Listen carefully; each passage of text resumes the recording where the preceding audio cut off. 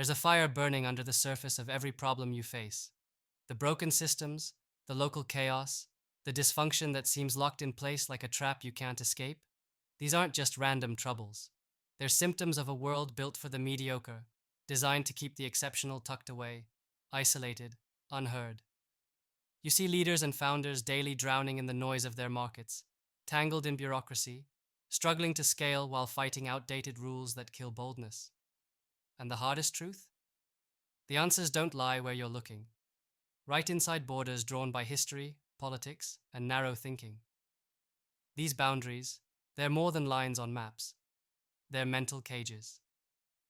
So many great ideas fail because they're forced to fit local molds, local politics, local fears. Local dysfunction is not just a glitch. It's a systemic epidemic fed by isolation and short-sightedness. The pain of seeing opportunity blur into frustration, countless people trapped by constraints they didn't ask for, is real. It's crushing because you know what's possible. You see the world burning with potential, yet here you are, stuck dealing with the small, grinding problems that never get fixed. There's this frustration that never leaves.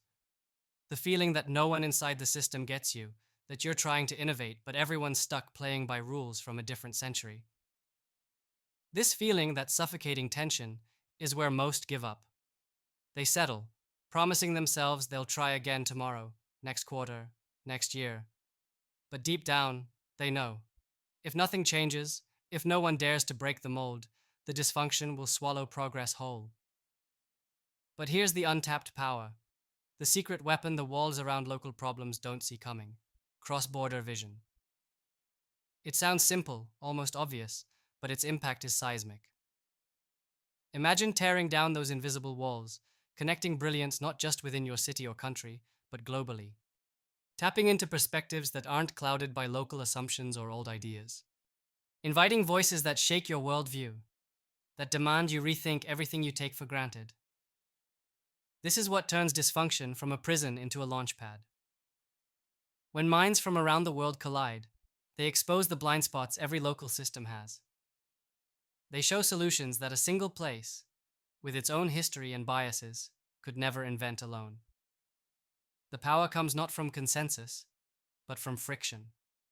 Real, raw friction between different ways of thinking. Thinking that refuses to settle for good enough. And this friction sparks something explosive. Radical innovation. A force so potent, it can't be ignored or contained.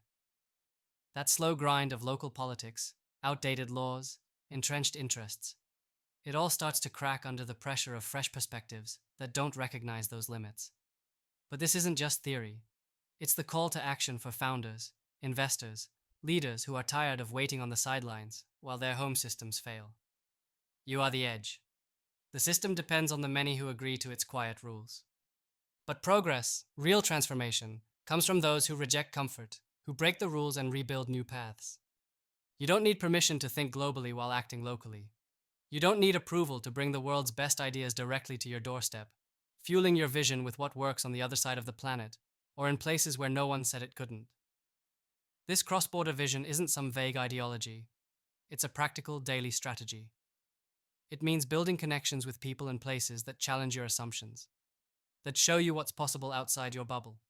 It means creating a network where exceptional individuals meet, not by accident, but by design, where your fiercest competitors become collaborators, and your smartest investors become allies in a shared mission far bigger than local victories. When you step into this mindset, you stop fighting local dysfunction with local tools. You start transforming it with global leverage. You inject new energy into old systems. You harvest the wisdom of markets and cultures that have solved similar problems under harder conditions and use it as fuel to ignite change back home.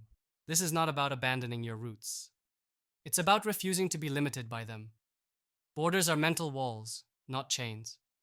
Distance is a challenge, not a deal breaker.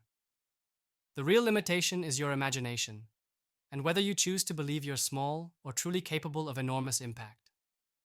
This sparks a chain reaction.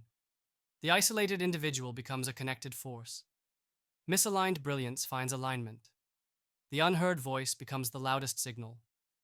And suddenly, dysfunction starts to look less like a locked door and more like a puzzle waiting to be solved by those who dare to see beyond comfort zones.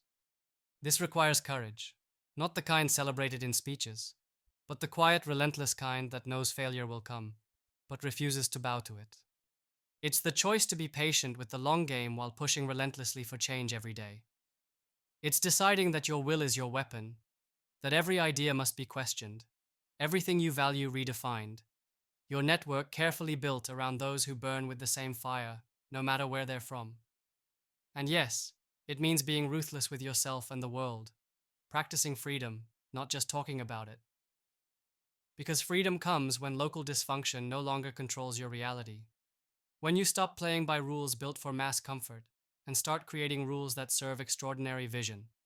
What may seem like chaos at first, the clashing of cultures, perspectives, and unpredictable ideas, is actually the lifeblood of transformation. Without it, stagnation wins. Without it, local problems grind whole generations down. But with it, the systems that fail today begin to bend, crack, and finally give way to new structures designed not for the many, but for the few who dare to lead. That's where you come in. Founders who refuse to settle, investors ready to back the rare and the relentless, leaders with a cross-border vision sharp as a blade. You are the architects of something unimaginable within local confines. A network where brilliance is no longer isolated but aligned, where ideas nourish each other instead of competing for scraps. This network becomes a force multiplier, a place where local dysfunction is relentlessly outsmarted by global synergy, where collective power is harnessed without losing the fierce individuality that's the real source of creativity and strength. The world will try to hold you back with promises of comfort and false freedom. It will hand you rulebooks written for the status quo and expect you to play safe. But you don't have to accept this. The power is already in your hands if you refuse to stop burning.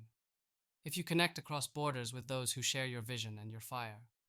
If you believe that solutions don't come from inside the same walls that built the problems, but from the edges where different realities collide. This is not easy. It's not supposed to be. But this is exactly how local dysfunction can be defeated. By breaking the borders that keep brilliance hostage. By creating networks of raw, unstoppable synergy. And by unleashing visionaries who won't wait for permission or consensus. This is the revolution of the few who dare to refuse the borrowed life, who choose instead to remake reality in their own image. You are that edge. The system fears it. Local problems can't contain it, and the future depends on it. The question isn't if cross-border vision can solve local dysfunction. It's whether you'll be the one who wields that power or lets it slip away, watching the same old problems hold the world hostage once again. The time is now. The choice is yours. The borders are just lines. Your vision, unbounded, is everything.